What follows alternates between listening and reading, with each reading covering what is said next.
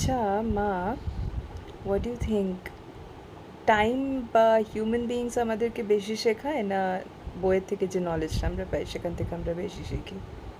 হ্যাঁ, দেখো, বইয়ের থেকে যে নলেজটা সেটা তো আমরা পড়ছি, হ্যাঁ, পড়ে আমরা সেটার থেকে শিখছি, কিন্তু টাইম বা মানুষের থেকে যেটা আমরা শিখছি সেটা আমাদের পুরো এক্সপিরিয়েন্স হচ্ছে, আর এক্সপিরিয়েন্স আমাদের খুব শেখায়।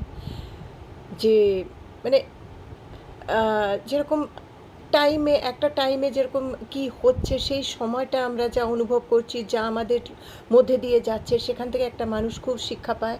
আবার মানুষের থেকে কোনো কোনো মানুষকে আমরা মনে করি যে খুব ভালো, কিন্তু তার থেকে আমরা খুব খারাপ শিক্ষাটা পাই, খুব কষ্ট দেয়।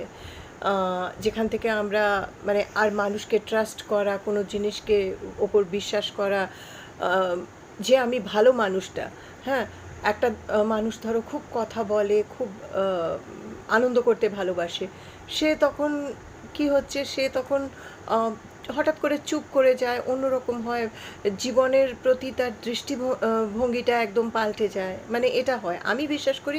হ্যাঁ, বইয়ের নলেজ তো ঠিক আছে, কিন্তু টাইম বা মানুষ, যে আমরা যাদের সাথে মিশি বা আমাদের চারপাশে যারা আছে, তারা আমাদেরকে অনেক বেশি শিক্ষা দেয়। ট্রু। হুম।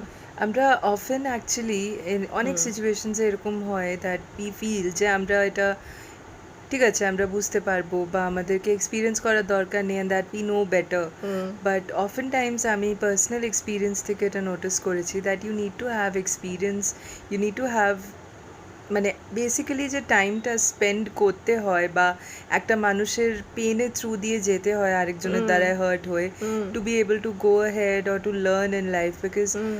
books maybe aren't enough. মানে বুকস আমাদেরকে একটা theoretical knowledge দেয়, but থিওরিটিক্যাল, ইয়েস। practical knowledge-টা it hmm. comes through your experiences, and hmm. it is very important. একদম, একদম, একদম ইয়াংস্টার্সরা তাই। অনেক সময় বলে যে দরকার নেই, আমরা বুঝতে পারি, we know hmm. better, but when they grow older they'll hmm. understand যে প্যারেন্টসরা হুম। কখনো ঠিক হতো বলে। একদম, একদম ঠিক। I agree. Okay, thank you.